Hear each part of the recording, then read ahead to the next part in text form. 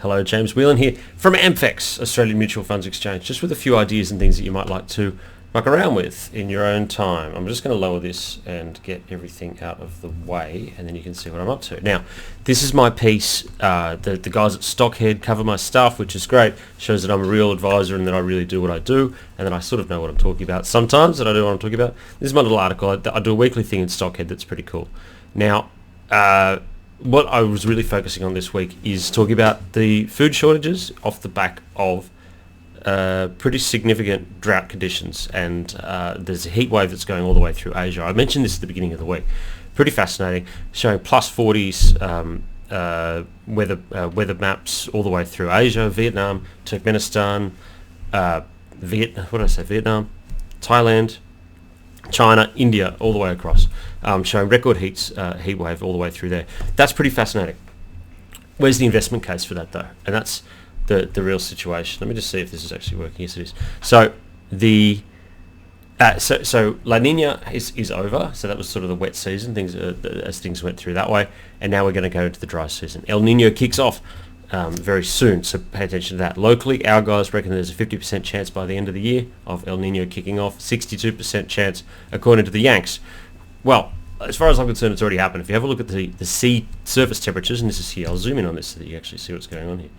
Right, that black line is the average sea surface temperature, beating everything that has happened in the past. It is hotter by a significant amount. Small basis points of degrees are huge when it comes to the weather.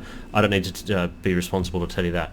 The black line is now. So water. I don't think it's going to impact the food as much, or the stocks that are in the food game. I just think that that's happened. I just don't have that same feeling that I did in 2020 when I bought food back then. So there's an ETF that's food. It's an ETF. Don't worry about it.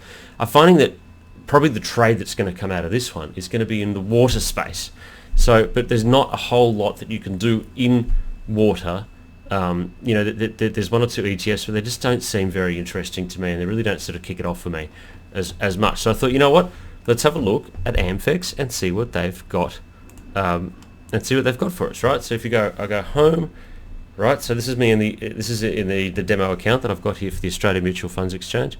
All funds. I'm just going to double check to see if this is actually working. It is. So I go all funds, let it come up. I go up here. I type water, just for fun, and see. Sustainable water funds, Natixis water fund, Pictet water HP. Let's just have a little look at the Fidelity one and see what we can pull out here. So if you think that water is going to go up, and you have a look at this one, wow, that's great. So there's a summary, there's the chart. Okay, absolute cracking, about to break out. If you believe that managed funds can have a breakout session, do whatever you want to do for that one. Here's the overview to achieve returns in sustainable thematic strategy, investing in companies involved in the design, manufacture, or sale of products and services used for or in connection with water and waste management, right? So water is going to be in hot supply. The companies underlying it also going to get paid to do what they do amazingly well. Look at the holdings. Service Corp. Let's just pull the first holding up. So this is great that you can actually find this stuff that's in here. Usually it's really difficult to find this stuff all in one place. That's it. I go to the Financial Times. I'm going to have a look at the biggest holding that they've got. Service Corporate International, SCI is the stock code over in New York. Analysts love it. A couple of buys, 2 outperforms on it as well. Fairly upwards. Dividends are going to continue to increase. Earnings look a little bit choppy, but seem to be sort of picking up. I think that that's probably where the trade could be on this one. I think that maybe the earnings for some of these water companies is going to increase. So pay attention to that. Anyway, that's a little bit of homework that I've just done, and just showing you how easy it is to pull up in here. If you then wanted to invest, you just hit the invest button and off it goes, and you're on your way. Now that's that, and I'm just going to go back to there and see if that opens up, and it does.